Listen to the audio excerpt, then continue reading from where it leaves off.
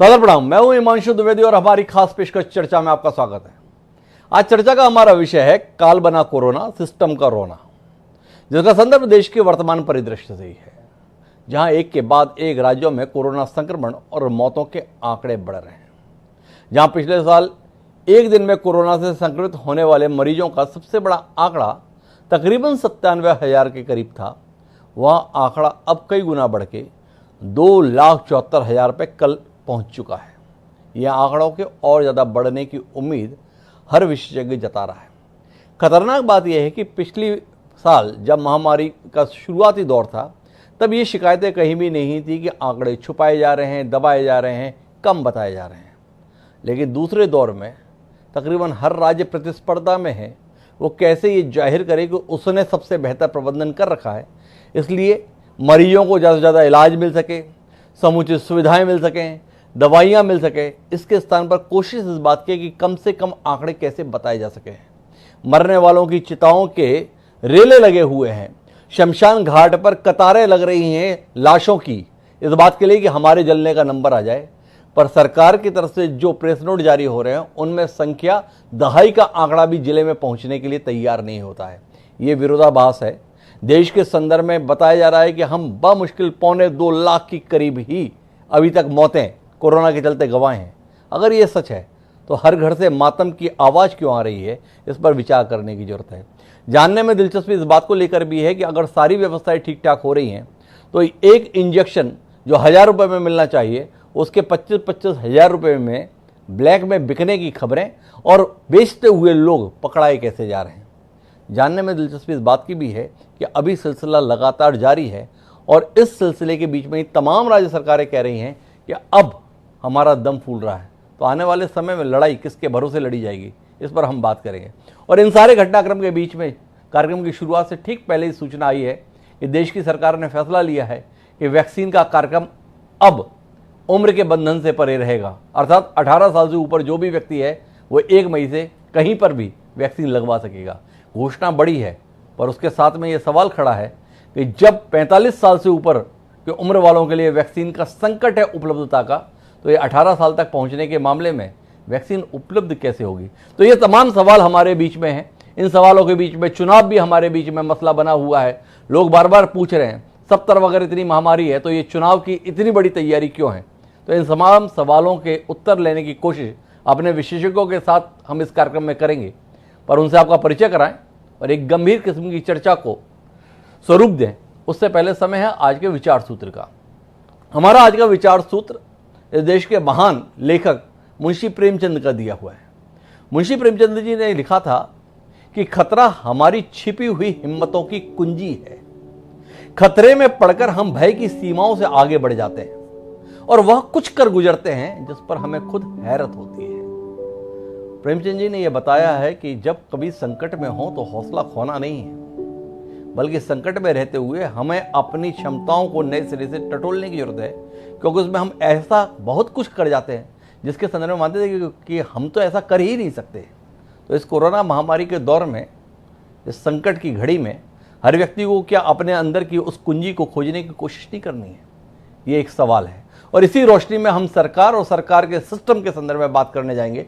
और इस चर्चा का हिस्सा बनने के लिए हमारे साथ में धर्मलाल कौशिक जी हैं, जो छत्तीसगढ़ विधानसभा में नेता प्रतिपक्ष की भूमिका में है, पूर्व विधानसभा अध्यक्ष हैं। हमारे साथ ओपी रावत साहब हैं। ओपी रावत साहब देश के जाने माने प्रशासनिक अधिकारी हैं, मध्य प्रदेश कैडर के अफसर रहे, बाबूलाल गौर के प्रमुख सचिव के तौर पर उन्होंने सेवाएं दी, भारत सरकार में सचिव के स्तर पर सेवाएं दी और बाद में देश के मुख्य चुनाव आयुक्त के तौर पर भी उन्होंने अपने काम से पूरे देश में लोहा मनवाया। वो हमारे साथ में है। हमारे साथ में यशवंत देशमुख है, किसी परिचय के मोहताज नहीं है, देश और दुनिया का जाना माना नाम, चुनाव विश्लेषक के तौर पर वह दुबई से खास तौर पर हमारे साथ जुड़ रहे हैं।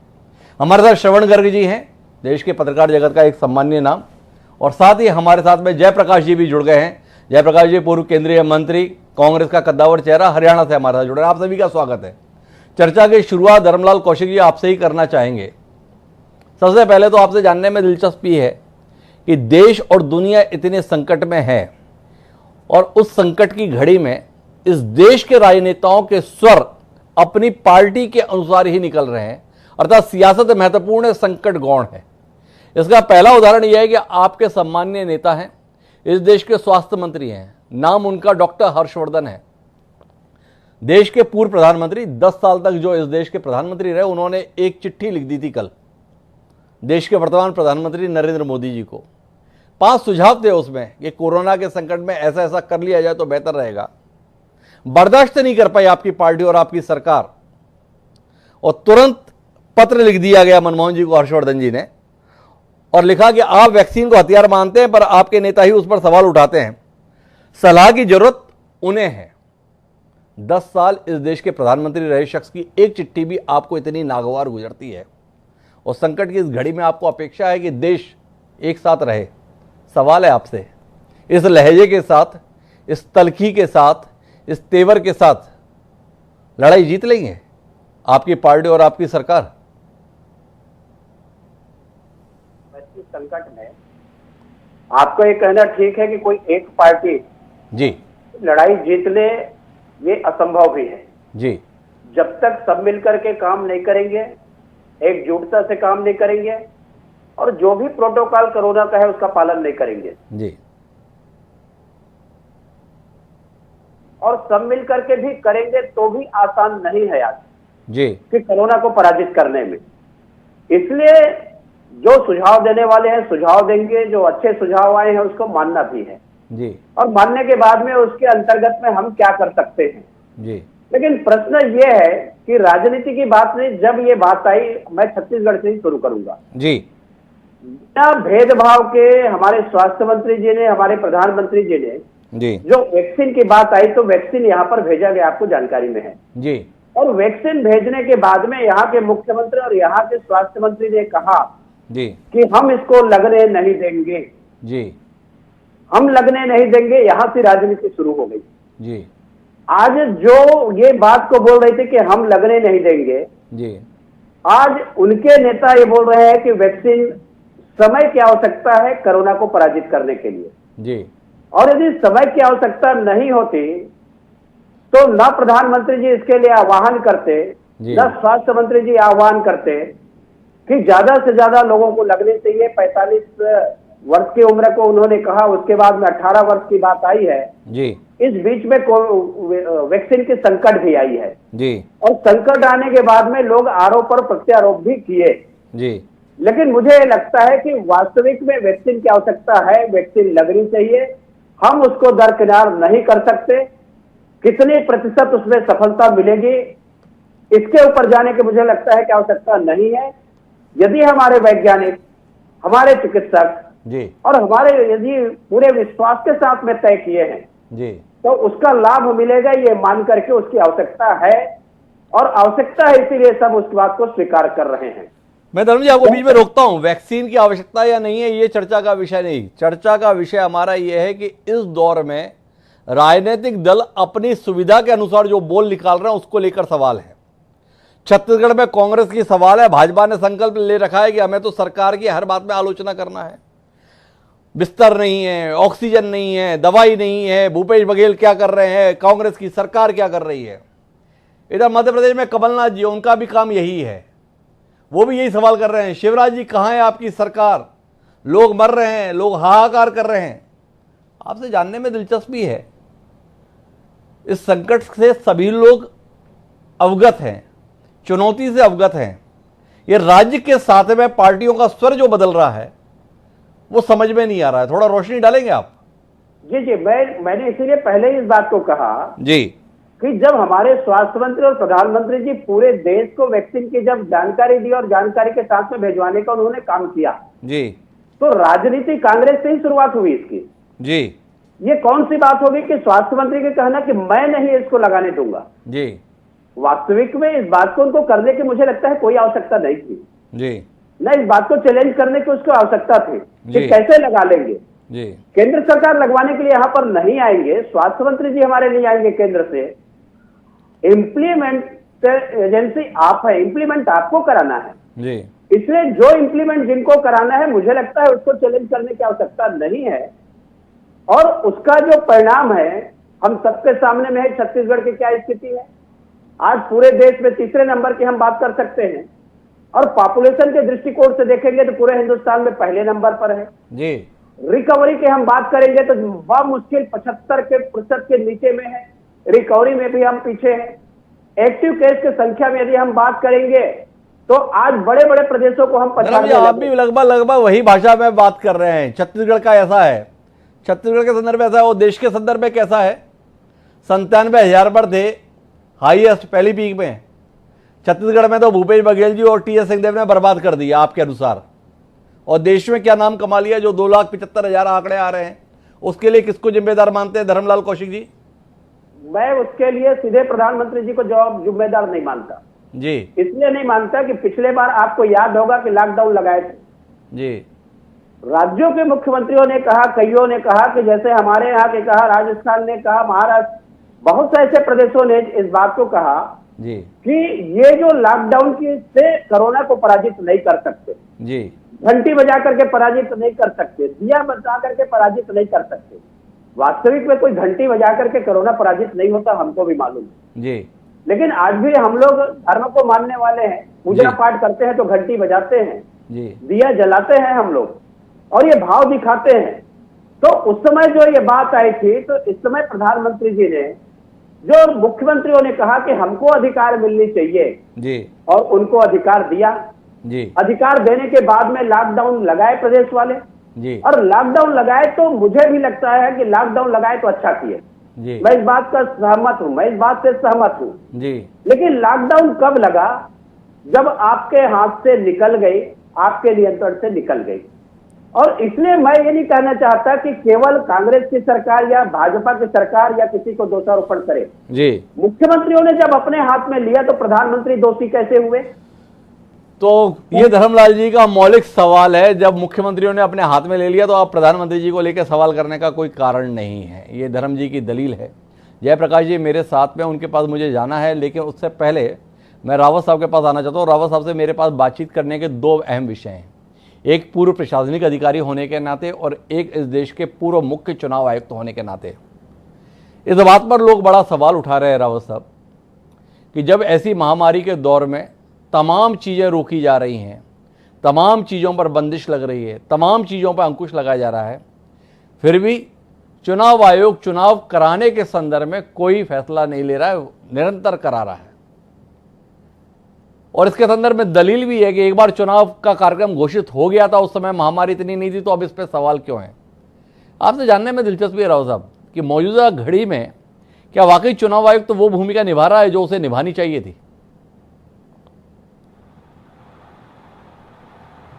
आपने बहुत महत्वपूर्ण सवाल पूछा है, लेकिन मैं आपको ये बताऊंगा कि अब तो चुनाव लगभग खत्म हो गया है। इनफैक्ट जो 3 चरण रह भी गए वेस्ट बंगाल के, उसके लिए चुनाव आयोग ने सारे राजनीतिक दलों से चर्चा करके एक तो साइलेंस पीरियड 48 घंटे से बढ़ा के 72 घंटे कर दिया है। तो आज लास्ट डे ऑफ कैंपेन हुआ है और अब कैंपेन कहीं नहीं होगा वेस्ट बंगाल में, क्योंकि 22 को पोलिंग है, फिर 22 को शाम को 5 बजे से साइलेंस पीरियड होगा 26 के लिए, 26 को शाम को 5 बजे से साइलेंस पीरियड होगा 29 के लिए। तो इसलिए अब कैंपेन कहीं नहीं होगा, सिर्फ डोर टू डोर लोग जा सकते हैं और उसमें भी रेस्ट्रिक्शन रहता है कि कैंडिडेट और एक आध आदमी और जा सकता है। तो इसलिए अब कैंपेन खत्म हो गया है, सिर्फ पोलिंग होनी है और काउंटिंग होनी है। तो इसलिए चुनाव लगभग खत्म होने की ओर हैं।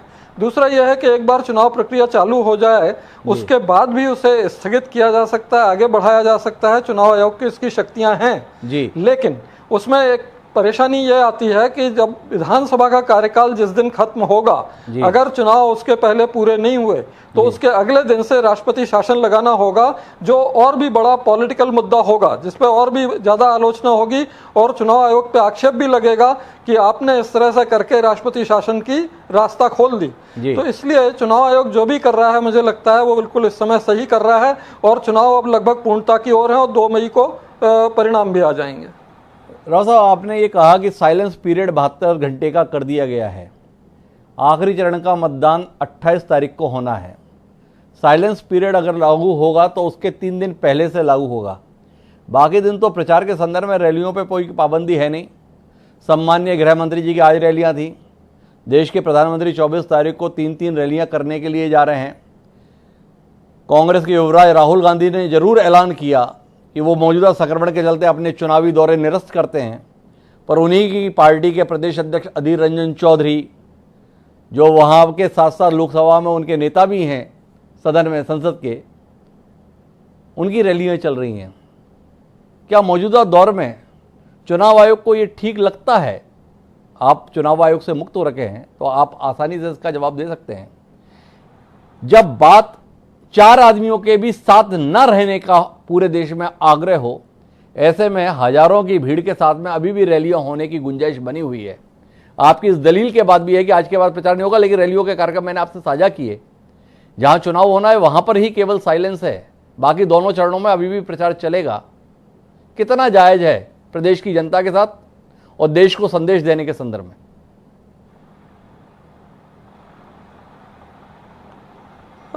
एक्चुअली इसमें मुझे ये लगता है कि अपना पुराना एक्सपीरियंस भी हमें देखना चाहिए। सारे विश्व में पेंडेमिक के समय में चुनाव हुए हैं, पोलैंड में हुए हैं, श्रीलंका में हुए हैं, फिलीपींस, साउथ कोरिया में हुए हैं, और अपने यहाँ भी बिहार में हुआ। पेंडेमिक के समय ही बिहार में भी इलेक्शन हुआ, और इस सब पर एम्पिरिकल स्टडीज की गई कि चुनावी रैलियां और इन सब से कोरोना पर कितना प्रभाव पड़ा। तो जो एम्पिरिकल एविडेंस सामने आया है उसमें यह है कि कोई स्पाइक सिर्फ चुनाव की वजह से नहीं होता है। सिर्फ यह है कि जो normal rate of incidence of corona है वही हर जगह रहता है। तो इसलिए चुनाव आयोग ने जो मैंडेटरी उनके ऊपर बंदिश है कि 6 महीने पहले से चुनाव की प्रक्रिया शुरू कर सकते हैं, उन्होंने इन 5 राज्यों के चुनाव की प्रक्रिया शुरू कर दी। और मिडवे जब बहुत भयावह स्थिति दिखी तो उन्होंने राजनीतिक दलों को बुला के उनसे चर्चा करके ये रास्ता निकाला है कि अब बचे हुए चरणों में हम इस तरह से कर सकते हैं कि जिससे कम से कम बड़ी बड़ी रैली हो सके, कम से कम पब्लिक मीटिंग हो सके और पोलिंग पूरी हो जाए। अब मेरा जो सवाल है राव साहब, वो आपसे पूर्व प्रशासनिक अधिकारी होने के नाते है। आप तो मुख्यमंत्री कार्यालय के भी प्रमुख रहे हैं, भारत सरकार में भी सचिव रहे हैं। ये कोरोना से निपटने को लेकर देश में बड़े वर्ग में ये शिकायत है कि जो समय मिला उसका सदुपयोग नहीं हुआ। जो तैयारियां 1 साल में हमें करनी चाहिए थी वो हमने की नहीं। इसलिए हम ऑक्सीजन के लिए जूझ रहे हैं, हम बिस्तर के लिए जूझ रहे हैं, हम दवाई के लिए जूझ रहे हैं, हम इंजेक्शन के लिए जूझ रहे हैं, और सबसे बड़ी बात यह है कि हम एक दिशा के संदर्भ में जूझ रहे हैं। बतौर प्रशासनिक अधिकारी आप कितने सहमत हैं लोगों की शिकायत से? या आपको लगता है कि लोग समझ ही नहीं रहे हैं कि चुनौती कितनी बड़ी है और किसी भी सरकार के लिए ये इतना सहज नहीं है इस चुनौती के संदर्भ में सबको सब कुछ उपलब्ध करा पाना? सवाल है आपसे। ये आपने बहुत सही चिंता व्यक्त की है और ये सारी जनता की भी यही चिंता रही है कि 1 साल में इतनी तैयारी हो जानी चाहिए थी कि आज इस तरह की नौबत नहीं आनी चाहिए थी कि दवाइयाँ भी नहीं मिल रही हैं, बेड्स भी नहीं हैं, ऑक्सीजन की भी कमी है। इसमें मैं मानूंगा कि प्रशासन ने जो एंटिसिपेट किया था स्थिति उससे कई गुना बढ़ गई। इसका मतलब उनका एंटिसिपेशन जो है वो गलत साबित हुआ और इसीलिए एंटिसिपेशन के हिसाब से जो उन्होंने तैयारियाँ की थी वो छोटी पड़ गई। तो एंटिसिपेशन की गलती मान सकते हैं और उसको दोष देते हुए ये कहा जा सकता है कि अभी भी समय है, अभी भी वो अपने रिसोर्सेज को मोबिलाइज करके इस चुनौती का सामना कर सकते हैं और उन्हें करना चाहिए। बड़ी महत्वपूर्ण टिप्पणी है रावत साहब की। उन्होंने कहा कि आकलन में कहीं ना कहीं चूक गए, आकलन नहीं कर पाए कि संकट कितना बड़ा हो सकता है, उसके लिए तैयारी कितनी चाहिए। पर जयप्रकाश जी, मैं आपके पास आ रहा हूं। धर्मलाल कौशिक जी ने जहां पे बात छोड़ी थी वहां से आपसे शुरू करता हूं। उनका कहना है कि राज्यों ने अपने हाथ में अधिकार ले लिए, इसलिए अब अगर देश में आंकड़े इतने बढ़ रहे हैं तो आप हमारे सम्माननीय नेता, देश के सम्माननीय प्रधानमंत्री नरेंद्र मोदी जी के संदर्भ में सवाल मत उठाइए, वो जिम्मेदार नहीं है। सबसे पहले टिप्पणी इसी पर आपसे अपेक्षित है। सहमत है धर्मलाल जी की राय से या ना इत्तेफाकी है आपकी इससे? धर्मलाल जी कौशिक का मैंने जो भी सुना जी, ये जिस तरह की बात करते हैं, बोला प्रधानमंत्री दोषी है जी, तो कौन दोषी है कौशिक साहब जी? इसके जो पैंडेमिक एक्ट जब देश में लागू हो जाता है जी, पैंडेमिक के अंदर तो प्रधानमंत्री की जिम्मेवारी है। आप भारतीय जनता पार्टी के लोगों ने एक सिस्टम बना दिया जी, जब भी चाहा आप हर चीज दूसरे के ऊपर थोप देते हैं जी। ये प्रधानमंत्री की जिम्मेवारी है, ये संपूर्ण हेल्थ मिनिस्ट्री का फेलियर है। आज दिल्ली में बेड नहीं लोगों को मिल रहे, रेमडेसिविर के ब्लैक जारी है, और जब भारतीय जनता पार्टी के नेता रेमडेसिविर की ब्लैक करते हो महाराष्ट्र में और वो पकड़े जाएं तो फिर बात करते हैं कि राजनीति से प्रेरित है जी ये भारतीय जनता पार्टी ने बेड़ा गर्क कर दिया है जी। और इसमें सबसे बड़ी जिम्मेवारी प्रधानमंत्री जी की है। आज वेस्ट बंगाल में आपके गृह मंत्री, आज वेस्ट बंगाल में आपके प्रधानमंत्री, आज वेस्ट बंगाल में आपके दूसरे केंद्रीय मंत्री हैं। कोरोना काल में क्यों नहीं आ रहे लोगों के बीच में? ये अब कौशिक साहब, ये जनता समझ चुकी है, ये जुमले आपके नहीं चलेंगे। महामारी से लोगों की जानें गई हैं, बहुत लाखों विधवाओं का संदूर गया है, लाखों माताओं की गोद एक साल में चली गई है। आप कर क्या रहे हैं? बार बार कब तक जनता को बहकाओगे आप? यार बार छत्तीसगढ़ की बात करते हैं। मध्य प्रदेश में क्या है, दिल्ली में क्या है, बिहार में क्या है, उत्तर प्रदेश में आपकी जो सबसे प्यारी सरकार है बेड़ा गर्क कर दिया। उत्तर प्रदेश का चीफ मिनिस्टर कहता है कि स्थिति काबू से बाहर है। कुंभ लेकर के आए, कौन लेकर के आया कुंभ? हर मामले में धर्म और जात पात के आधार पर राजनीति करने का जो लक्ष्य भारतीय जनता पार्टी का है, तो कौशिक साहब उसने बेड़ा गर्क कर दिया इस देश का। इस देश की उन्नति में भारतीय जनता पार्टी और केंद्र सरकार दोषी है, दूसरी पार्टी दोषी नहीं है। कुल मिलाकर भारतीय जनता पार्टी दोषी है, ये कहना है जयप्रकाश जी आपका। एक और आपके साथ फैसला साझा करता हूं। उत्तर प्रदेश के उच्च न्यायालय की इलाहाबाद बीट ने आज आदेश दिया, 2 सदस्यीय बेंच ने, जिसने कहा है कि हालात बहुत खराब हैं, इसलिए 5 शहरों में तुरंत लॉकडाउन लागू किया जाए। उसमें इलाहाबाद है, प्रयागराज, लखनऊ, वाराणसी, कानपुर और गोरखपुर। उत्तर प्रदेश सरकार का अभी अभी बयान आया है कि हम अपना जवाब कोर्ट में प्रस्तुत करेंगे, लॉकडाउन की जरूरत नहीं है, लोग स्वतः अनुशासन में आ रहे हैं, इसकी कोई आवश्यकता नहीं। कुछ कहना चाहेंगे जयप्रकाश जी आप इस पर? मैं यही कह रहा हूं कि भारतीय जनता पार्टी ने संवैधानिक संस्थाओं का बेड़ा गर्क जो किया है, ना ये कोर्ट की बात को मानते, ना ये जनता की बात को मानते। तो आज इन्हीं के पूर्व मुख्यमंत्री हैं शांता कुमार जी, उन्होंने कहा कि हरिद्वार में एक कुंभ की आवश्यकता थी जी, थोड़े दिन का रखते। यानी कि हर चीज को धर्म से जोड़ते हैं, हर चीज को जात पात से जोड़ते हैं। आज इस देश का लाखों किसान सड़कों पर बैठा है, उसकी तरफ सूद क्यों नहीं ले रहे सिख साहब? कितने लोग सड़कों पर बैठे हैं? क्या कसूर है किसानों का? अगर कसूर है तो भारत सरकार का है, तो किसानों से बातचीत नहीं हो रही। और आपके प्रधानमंत्री की तो जयप्रकाश जी, आपसे एक सवाल है मेरा। भाजपा तो जितना बेड़ा गर्क कर सकती है उतना बेड़ा गर्क कर रही है आपके अनुसार, मोदी सरकार जितना नाश कर सकती है उतना नाश कर रही है आपके अनुसार। कांग्रेस क्या कर रही है? आप कह रहे हैं कि पेंडेमिक का दौर है, महामारी का दौर है, संक्रमण का दौर है। वो तमाम जो आंदोलनकारी बैठे हुए हैं दिल्ली की सीमा पर, उनको घर वापस भेजने के संदर्भ में कांग्रेस का क्या प्रयत्न है इस महामारी के दौर में जिंदगी बचाने के संदर्भ में? आपके नेता तो आकर आह्वान कर जाते, जमे रहना, हिल मत जाना, डिग मत जाना। अगर महामारी को लेकर आप इतने संवेदनशील हैं तो आंदोलनकारियों से कहते क्यों नहीं कि अभी वापस जाओ, जब हालात ठीक हो जाएं तो वापस आ जाना? सवाल उठता है आपसे भी जिम्मेदारी का। सरकार बात क्यों नहीं करती? सरकार बात करे जी, और उनको उठाए बातचीत से, उनकी बात को माने जी। सरकार राजनीति कर रही है।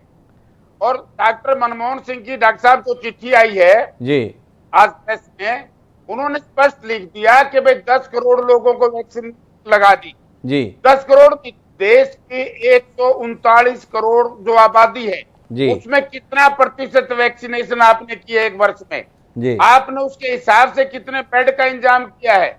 आज एकदम पैंडेमिक नहीं है, पैंडेमिक 1.25 वर्ष से इस देश में चालू है, तो कर रही है सरकार कर क्या रही है? बार बार यही सवाल है जयप्रकाश जी का। लेकिन उनसे जब भूमिका का सवाल पूछा गया कांग्रेस की, तो उन्होंने कहा कि सरकार बात करे, उनके इस बात को माने और वापस भेज दे। लेकिन इसके बीच में मैं यशवंत आपके पास बात हूं, यशवंत जी, और आपसे जो जानने में दिलचस्पी है, 2 विषय इस देश में बड़ी चर्चा के बने हुए हैं। एक कि ऐसी महामारी के दौर में कुंभ की जरूरत क्या थी, और दूसरा यह है कि इस दौर में चुनाव को बनाए रखने की जरूरत क्या थी। और यह सवाल इसलिए उठता है कि जब 1991 में आम चुनाव के दौरान एक आतंकी हमले में पूर्व प्रधानमंत्री राजीव गांधी हमारे बीच में नहीं रहे तो चुनाव स्थगित कर दिए गए थे। एक शख्स की आकस्मिक हत्या का जो प्रभाव था उसका नतीजा लोगों ने माना कि चुनाव स्थगित हो जाना चाहिए, और अभी गिना नहीं जा रहा है कितने लोग मर रहे हैं। इसके बावजूद भी ना तो सरकार ने आग्रह किया चुनाव आयोग से, ना चुनाव आयोग स्वप्रेरित ऐसा कोई फैसला लेते हुए दिखा कि अभी चुनाव स्थगित कर दिए जाएं। बतौर चुनाव विश्लेषक आपसे जानने में दिलचस्पी, ऐसा क्या दांव पर लगा था वर्तमान सरकार के जिस कारण से उसे लगा कि यह रुकना नहीं चाहिए? जिस सरकार ने साल भर पहले पूरे देश को रोक दिया था, उस सरकार को एक बार भी नहीं लगा कि ये चुनावों को अभी रोका जाना चाहिए। यह आपसे सवाल है।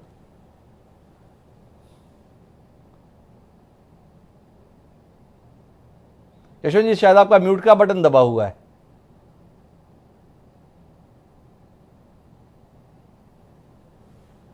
यशवंत जी से अभी शायद हमारा संपर्क नहीं हो पा रहा है। मैं अपनी आईटी टीम को बोलूंगा कि वो उनसे संपर्क करें। मैं श्रवण जी आपके पास मैं आ रहा हूं और आपसे जानना चाहता हूं इस पूरे परिदृश्य के संदर्भ में, सिस्टम के संदर्भ में बड़ी बात करते हैं कि हमने बड़ा सुशासन कायम किया है इन 75 सालों में, विशेषकर 7 सालों में।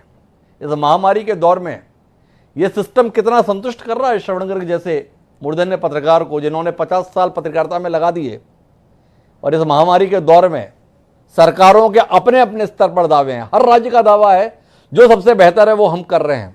कितना इत्तेफाक रखते हैं श्रवण जी आप इन दावों से?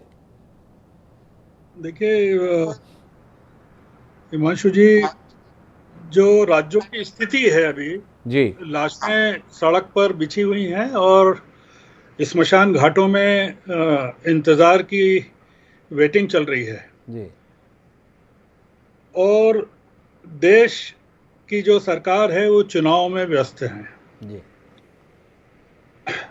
रावत साहब ने कहा कि चुनाव की प्रक्रिया एक बार शुरू हो जाए तो उसको रोक नहीं सकते।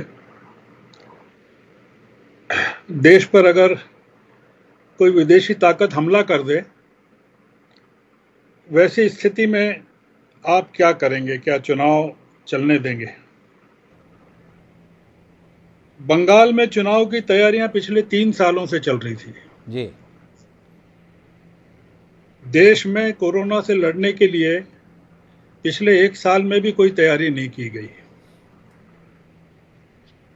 बंगाल में 200 सीटें जीतेंगे, इसके लिए पूरी की पूरी सरकार लगी हुई थी। देश के लाखों लोगों को बचाने के लिए जिम्मेदारी जो है अफसरों और डॉक्टरों पर छोड़ दी गई है। मामला सिर्फ बंगाल के चुनाव का नहीं है। आज इलाहाबाद हाई कोर्ट ने जो उत्तर प्रदेश में पंचायत के चुनाव चल रहे हैं उसको लेकर जो टिप्पणी की वो भी आप देखिए जी। पंचायत के चुनाव तो सरकार रोक सकती थी, उत्तर प्रदेश सरकार रोक सकती थी जी। इस समय लखनऊ की जो स्थिति है, बनारस की जो प्रधानमंत्री का जो निर्वाचन क्षेत्र है उसकी जो स्थिति है, केरल की बात कही गई, केवल एक दिन में 18,000 केसेस आज आए हैं वहां केरल में जी। बंगाल के अभी आप हो जाने दीजिए चुनाव, आप देखिए कितने केसेस आते हैं, असम से कितने केसेस आते हैं, और कुंभ से लौटकर जो लोग गांव-गांव जाएंगे।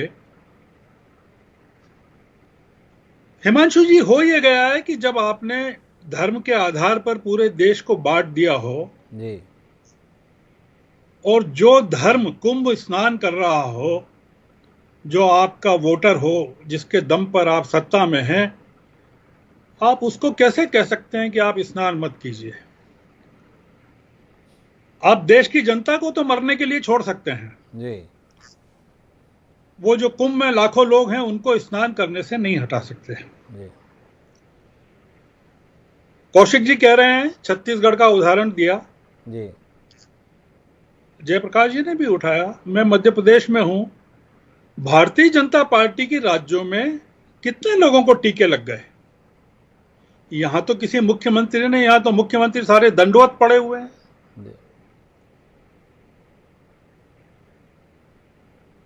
हो यह गया है कि सरकारों ने अपने कंधों पर जिम्मेदारी केवल चुनाव लड़ने की ले ली है, और देश की जनता को डॉक्टरों और अफसरों के भरोसे छोड़ दिया है।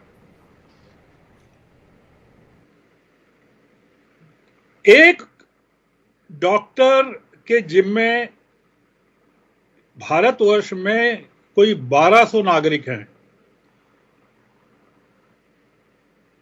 ऑक्सीजन की कमी को लेकर पीयूष गोयल कहते हैं कि जरूरत से ज्यादा इस्तेमाल हो रहा है ऑक्सीजन का, लोग उसका बेवजह इस्तेमाल कर रहे हैं, उस पर रोक लगनी चाहिए जी। जरूरत से ज्यादा अगर फेफड़ों में ऑक्सीजन जाएगी तो मरीज मर जाएगा जनाब जी। पूरे देश को इस समय धोखा दिया जा रहा है, मरीजों के आंकड़ों में धोखा दिया जा रहा है, मौत की संख्या में धोखा दिया जा रहा है, दवाइयों की उपलब्धि में धोखा दिया जा रहा है। ऐसे समय जब देश को यकीन में, विश्वास में लेने की जरूरत है कि देश का नेता जिस समय लोगों से घंटियां बजवा रहा था वो लोगों से बात करे, आज पूरे देश की घंटी बज रही है और मंदिर सूने पड़े हुए हैं। आप बताइए ना किसको, मतलब कोरोना की सेकंड वेव आने वाली है, ये वर्ल्ड हेल्थ ऑर्गेनाइजेशन ने काफी पहले कह दिया था जी। और अब तीसरी, थर्ड वेव आने वाली है। आप बताइए कि इसकी तैयारी के लिए किससे पूछना चाहिए? किससे पूछना चाहिए? श्रवण जी ने कई सारी बातों को एक साथ प्रतिबिंबित किया और उन्होंने कुल मिला के ये महसूस किया कि देश को धोखा दिया जा रहा है। इतनी सख्त टिप्पणी इस देश के शीर्षस्थ पत्रकारों में शुमार श्रवण गर्ग जी की है। उत्तर लेने के लिए मैं धर्मलाल कौशिक जी के पास जाऊंगा, क्योंकि सरकार और भाजपा के नुमाइंदे के तौर पर वो हमारे साथ हैं। लेकिन उससे पहले मैं एक बार फिर यशवंत देशमुख जी के पास जाने की कोशिश करता हूँ। यशवंत जी, वो सवाल क्या ऐसा था जिसके कारण से चुनाव कराने महत्वपूर्ण रहे, उसके संदर्भ में आपका अपना आकलन, क्योंकि जमीन पर आपकी सबसे बेहतर मौजूदगी रही है इस दौरान। जी हिमांशु, आपको आवाज आ रही होगी? जी बिल्कुल। जी यशवंत जी।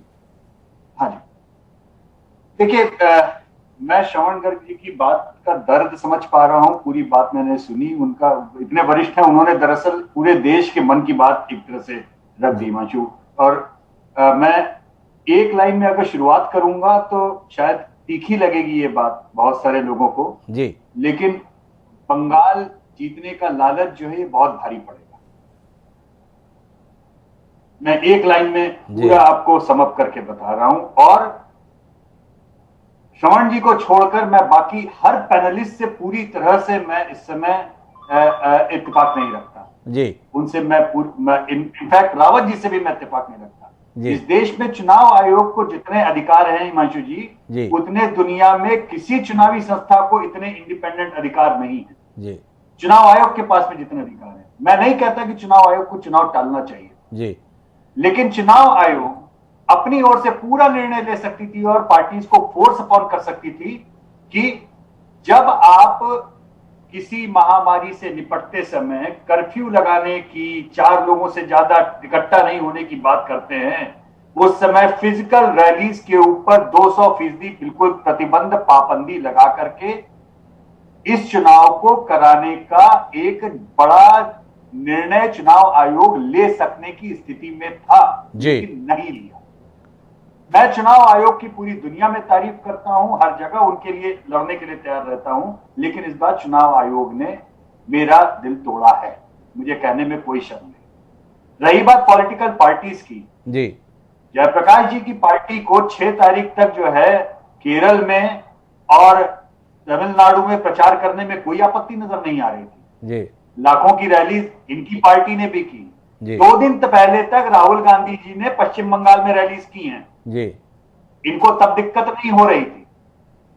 जिस तरीके के फ्लॉन्ट्स, जिस तरीके से धज्जियां उड़ाई गई हैं, जो भी किया जाना चाहिए था कोरोना के समय में, उसके विरोध में जाकर हर तरीके की धज्जियां हर पार्टी ने उड़ाई हैं जी। इसलिए कतई आपने अभी किसानों वाले आंदोलन की बात की जी, बिल्कुल सही प्रश्न था। किस जगह पे कोरोना से निपटने के लिए कांग्रेस या सीपीएम या बाकी विपक्षी पार्टियों ने कौन सा ऐसा काम है जो लंबी लाइन खींच करके दिखाया हो कि बीजेपी ये गलत कर रही हो, देखिए ये हम सही कर रहे हैं जी। सीपीएम ने पश्चिम बंगाल में जाकर के तब बोला कि हम रैली नहीं करेंगे जब पूरा निकल चुका है उनका, जहां पे केरल में जीतने की स्थिति थी, जो भी बनने की, वहां निकल चुका है। अब यहाँ पे हारे को हरिनाम है, जी। करें रैली तो भी क्या कर लेंगे, ना करें तो भी क्या कर लेंगे, जी। हारे को हरिनाम है। और एक बात अंत में मैं कहूंगा धर्मलाल जी से, क्योंकि दुख है जो जी। श्रवण गर्ग जी ने बोला, जी। उस दुख को और घनीभूत तरीके से मैं बोलूंगा। जी। नाराजगी है मेरी इस देश के शीर्षस्थ नेतृत्व से, और इस देश की जनता की भी नाराजगी है। क्यों? इसलिए कि वो उनसे उम्मीद करती है। जी।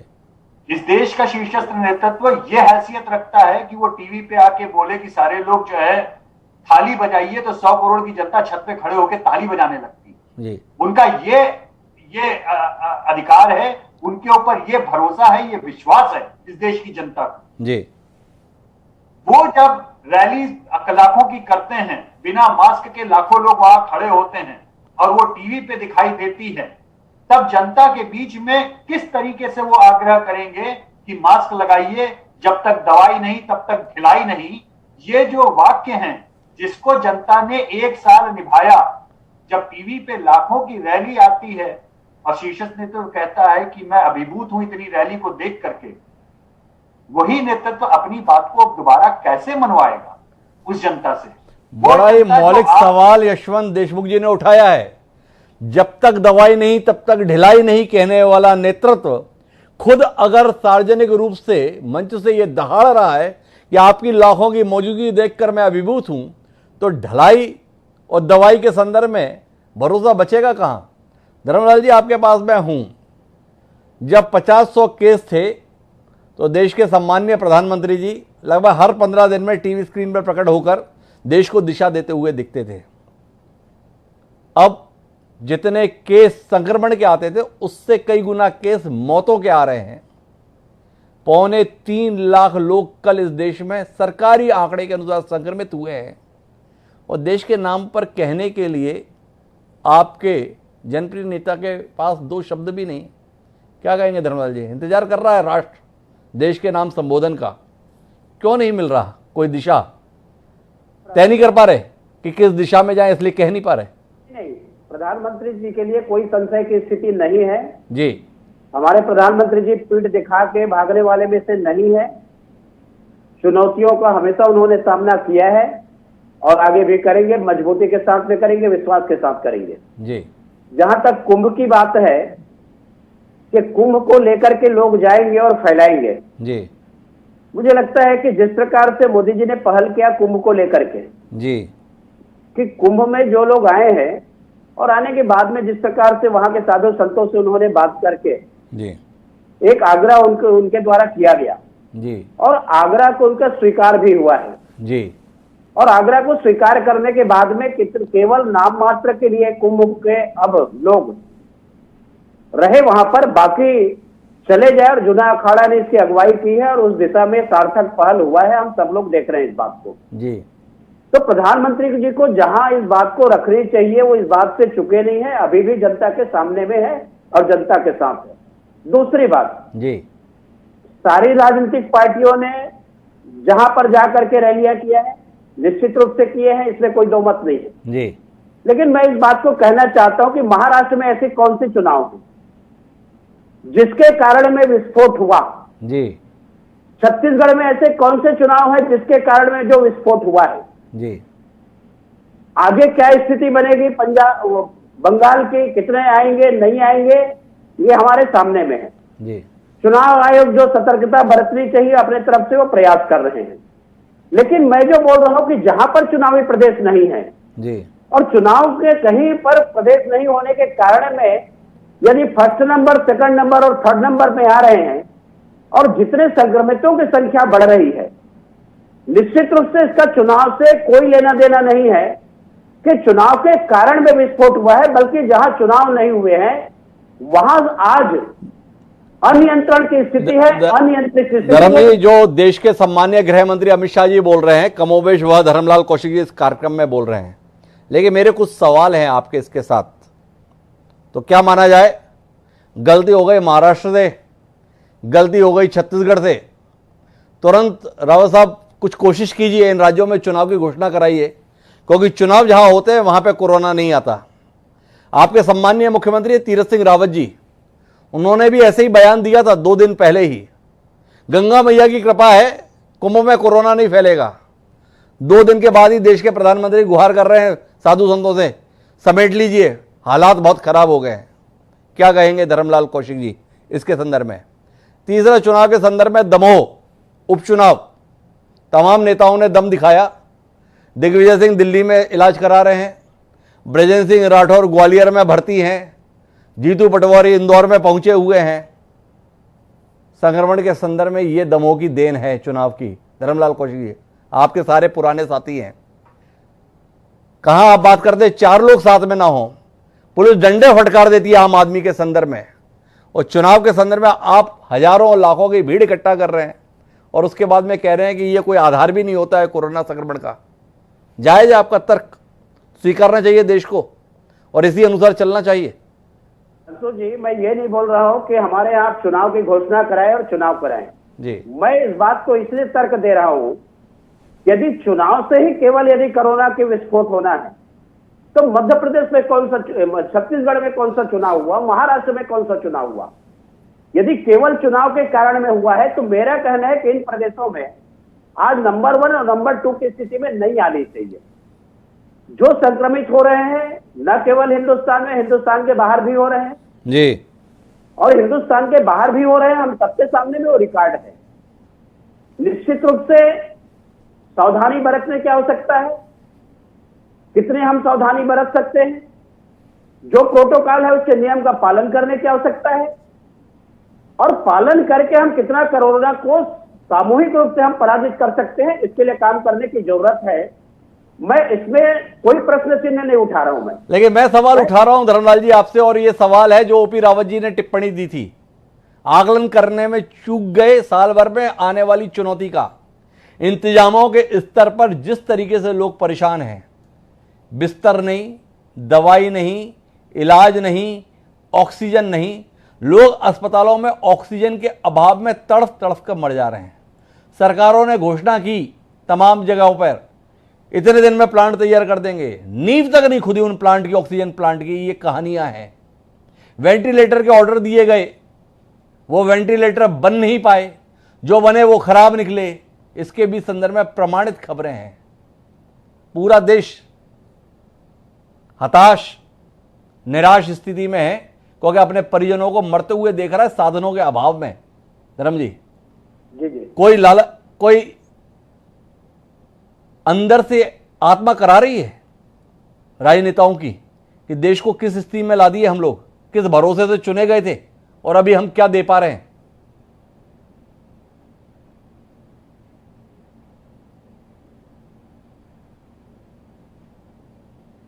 जी धर्म जी, जिस बात का आपने उल्लेख किया है जी, इस बात के निश्चित रूप से मैं इस बात को पहले ही छत्तीसगढ़ के विषय में रखा कि आज यहाँ पर जो कमी है, आपने कहा कि केवल छत्तीसगढ़ में नहीं मध्य प्रदेश में भी है जी। तो साल भर का समय मिला जी, लेकिन साल भर के समय में जो तैयारी होनी चाहिए नहीं हुई, इस बात को तो मैं भी बोल रहा हूं मैं जी। कि हमारे यहाँ तो आरटीपीसीआर भी आजकल सैंपल लेना बंद कर दिए जी। क्यों बंद कर दिए? क्योंकि लैब में जाने के बाद में उसके रिपोर्ट नहीं आ रही है। लैब से रिपोर्ट क्यों नहीं आ रही है? कि संक्रमितों के आपने जो लिया और लेने के बाद में सीमित संसाधन, इस बात को सब स्वीकार कर रहे हैं कि हमारे लैब से जो टेस्टिंग होकर के आनी चाहिए, परीक्षण होकर के आनी चाहिए, उतने लैब की व्यवस्था नहीं है। तो आरटीपीसीआर को हमको बंद करना पड़ा है। 1 सप्ताह से बिलासपुर में बंद है। मैं समझता हूँ रायपुर यदि अपन छोड़ दे अपन दुर्ग को, तो लगभग प्रदेश में यही स्थिति है। श्रवण जी को बतौर भारतीय जनता पार्टी के नेता ये बड़ी सहूलियत है कि वो छत्तीसगढ़ के संदर्भ में बात करें। कोई छत्तीसगढ़ में भाजपा की सरकार नहीं है, पर देश के संदर्भ में बात करते हुए वो असहज हो जाते हैं क्योंकि देश में भाजपा की सरकार है और उसके संदर्भ में भी यही सवाल उतने ही मौजूद हैं। रिपोर्ट देश में ही नहीं मिल रही है, दवाई पूरे देश में नहीं मिल रही है, बिस्तर पूरे देश में नहीं मिल रहे हैं। लेकिन धर्मलाल जी को सहूलियत इस बात की है कि बात केवल आप छत्तीसगढ़ के संदर्भ में रखें। लेकिन जयप्रकाश जी, आप अनुभवी राजनेता हैं, पार्टी पॉलिटिक्स से इतर जन नेता के तौर पर अपनी छवि रखी है आपने, पार्टी के इतर भी चुनाव जीतकर दिखाने के करिश्मे आपने किए हैं। आपसे जानना चाहता हूं, पार्टी लाइन से इतर वर्तमान में जरूरत क्या है इस देश को, इस पर थोड़ा रोशनी देंगे भाजपा और कांग्रेस के दायरे से बाहर निकलकर जयप्रकाश जी? आज सबसे ज्यादा जरूरत है लोगों में केंद्र सरकार विश्वास पैदा करे जी, क्योंकि केंद्र सरकार के स्वास्थ्य मंत्रालय से जनता का विश्वास उठ चुका है जी। और जब तक प्रजातंत्र में जनता का विश्वास हासिल नहीं करोगे तो ये बहरूपिया राजनीति, ये ड्रामेबाजी की राजनीति लंबे अरसे तक डॉक्टर साहब चलने वाली नहीं है जी। अब ये कौशिक साहब तो एक बात कह देते हैं कि प्रधानमंत्री का कसूर नहीं है। भाई प्रधानमंत्री जी का कसूर नहीं है। आप वेस्ट बंगाल को देखिए, 8-8 दौर में चुनाव क्यों करवाए जी? जब तमिलनाडु में एक राउंड में एक बार में चुनाव हो सकते हैं जी, तो वहां वेस्ट बंगाल में क्यों नहीं कराए जी? कुंभ की बात आई, किसान बैठे आज तक 24 जनवरी के बाद भारत सरकार ने इस देश के किसान से बात नहीं करी जी। इससे अठधर्मी, इससे ज्यादा अहंकार सरकार का क्या दिखाई देगा जी? अहंकार, सरकार अहंकारी नहीं होनी चाहिए। तो राजा अहंकारी हुआ है, उसने धूल चाटनी पड़ी है। मैं बताना चाहता हूं कौशिक साहब को, राजा को अहंकार नहीं होना चाहिए, ये कहना है जयप्रकाश जी का। सरकार को अपना नजरिया बदलना चाहिए, ये कहना है जयप्रकाश जी का। लेकिन राव साहब, मैं वापस आपके पास में आ रहा हूं। प्रशासनिक चर्चा के संदर्भ में बार बार ये तर्क दिया जा रहा है कि चुनाव के कारण से कौन से कोरोना फैल रहा है। इस देश के स्वास्थ्य मंत्री हैं हर्षवर्धन जी, उन्होंने दूसरी लहर के कारणों के संदर्भ में एक टिप्पणी ये की थी, जो ये किसान आंदोलन के संदर्भ में जगह जगह जाकर इन्होंने रैलियां की हैं, उससे भी कोरोना का प्रसार फैल गया। आंदोलन के संदर्भ में अगर आप लोगों के बीच में बात करते हैं तो उससे कोरोना फैलता है, पर अगर चुनाव के संदर्भ में बात करते हैं तो कोरोना नहीं फैलता है। क्या ऐसे किसी आकलन से इस देश के पूर्व चुनाव आयुक्त ओपी रावत साहब सहमत हैं कि ये एक ठीक आकलन है? क्योंकि ये आकलन किसी और का नहीं, सम्माननीय देश के स्वास्थ्य मंत्री हर्षवर्धन जी का है कि जो तमाम किसान नेता देश भर में जाके किसान आंदोलन के संदर्भ में बात कर रहे थे, उसने वातावरण खराब कर दिया, उससे संक्रमण फैल गया। और हमारे सम्मानीय भाजपा के नेता तो कह ही रहे हैं, देश के गृह मंत्री जी ने भी कहा है कि जहां पे चुनाव है वहां पे कोरोना के केसेस कौन से ज़्यादा हैं। तो राव साहब, आप इतने अनुभवी प्रशासनिक अधिकारी रहे हैं, थोड़ा निष्कर्ष तक पहुंचाने में मदद कीजिए ना हमारी। एक्चुअली कोरोना वायरस जो है वो किसी भी व्यक्ति में या किसी भी घटना में कोई डिफरेंस नहीं कर सकता है जी। वो तो बिल्कुल अपने हिसाब से फैलेगा। जहां भी असावधानी बरती जा रही है, जहां भी प्रोटोकॉल का पालन नहीं किया जा रहा है, जहां भी लोग इकट्ठे हो रहे हैं बिना मास्क लगाए, वो वहां फैलेगा। लेकिन जो ये आंकड़े दिखा रहे हैं कि आज भी जो अपने देश में टॉप पर हैं कोरोना इन्फेक्शन के लिए, महाराष्ट्र है, छत्तीसगढ़, गुजरात, मध्य प्रदेश, जो उन राज्यों में ना तो चुनाव हो रहा है ना कुंभ है। तो इससे ये तर्क लोग दे रहे हैं और उसको अपने राजनीतिक तर्कों का आधार बना रहे हैं, वो बात बिल्कुल अलग है। दूसरी चीज जो मुझे बीच के तर्क पर कहनी है कि चुनाव आयोग के पास पूरी शक्तियां हैं, वो किसी भी तरह से चुनाव को स्थगित कर सकता है, 2 महीने के लिए बढ़ा सकता है। लेकिन जो मैंने कारण बताया था कि क्यों नहीं बढ़ाया जा रहा है, वो कारण ये है कि वेस्ट बंगाल विधानसभा का टर्म जिस दिन खत्म होगा, अगर चुनाव उस दिन तक पूरे नहीं हुए तो नेक्स्ट डे वहां राष्ट्रपति शासन लगाना होगा और फिर चुनाव आयोग पर यह आक्षेप लगेगा कि केंद्र शासन के कहने पर राष्ट्रपति शासन का मार्ग उन्होंने प्रशस्त कर दिया। इसलिए चुनाव आयोग जो कर रहा है वो बिल्कुल ठीक कर रहा है। इस दौरान उन्हें पूरी सावधानी बरतते हुए चुनाव पूरी तरह संपन्न व्यवहारिक तर्क दे दिया। संभावित आलोचना से बढ़ने के मद्देनजर चुनाव आयोग ने इस प्रकार का फैसला नहीं लिया, ले सकता था, अधिकार था, पर अगर यह फैसला लिया जाता और पश्चिम बंगाल में राष्ट्रपति शासन की नौबत आ जाती तो आलोचना बहुत हो जाती कि केंद्र सरकार के इशारे पर खेल गए। लेकिन रावत साहब, एक सवाल है आखिरी आपसे। आज फैसला लिया गया इंदौर में महामारी के मद्देनजर कलेक्टर ने कि अब इंदौर में किसी की शादी की भी अनुमति नहीं होगी। इस स्तर तक पहुंच गई हैं व्यवस्थाएं। जिस देश में कोरोना की महामारी के चलते शादियां प्रतिबंधित कर दी गई हैं, उस देश में चुनाव अभी भी जरूरी लग रहा है। इस पर कोई टिप्पणी करना चाहेंगे रावत साहब?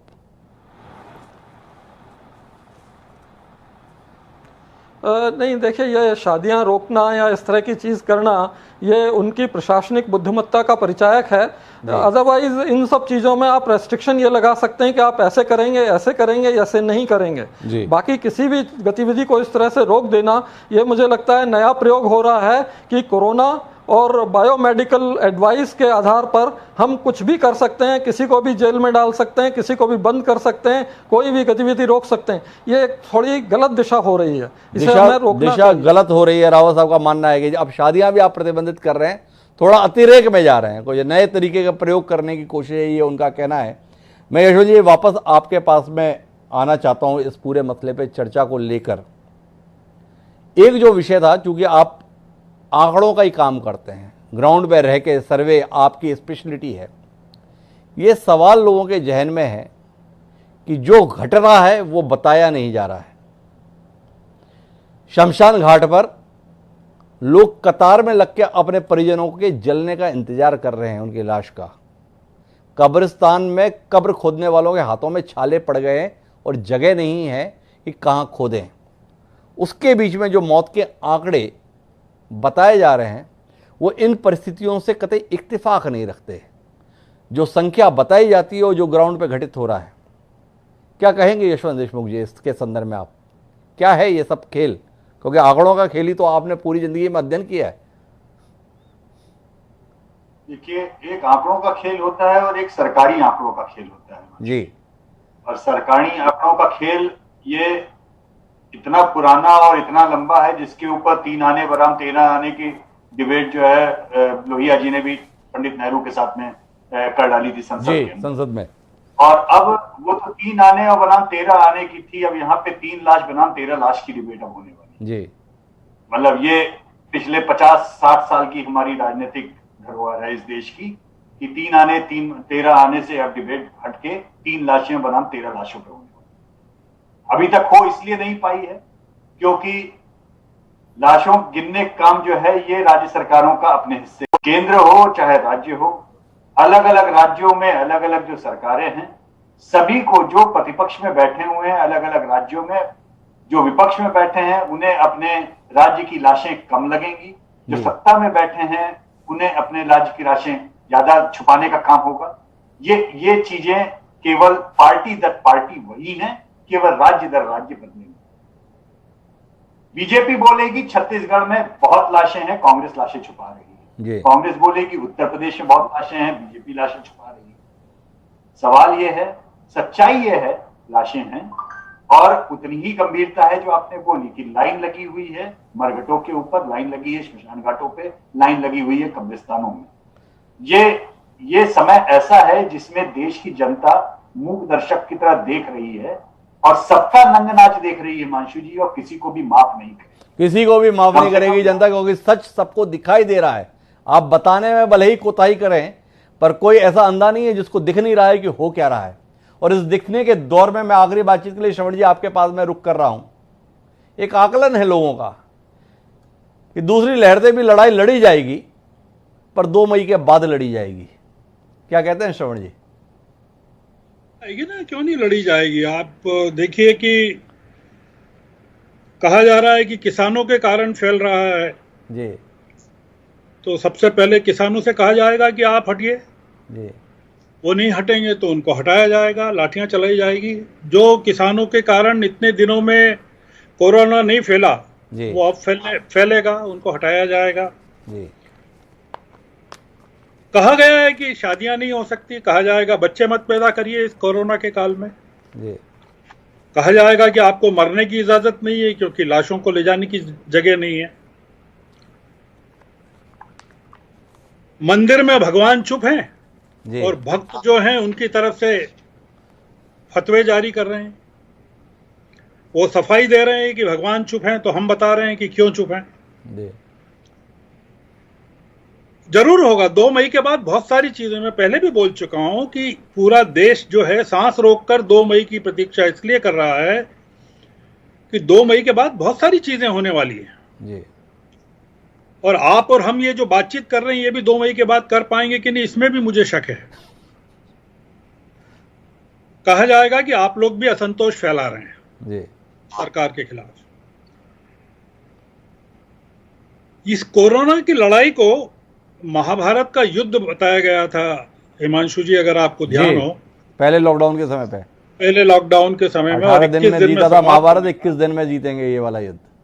अब हो ये रहा है कि पूरा देश कुरुक्षेत्र हो गया है और लाशें बढ़ती जा रही हैं जी, और गिनने वाले भी नहीं बचे हैं।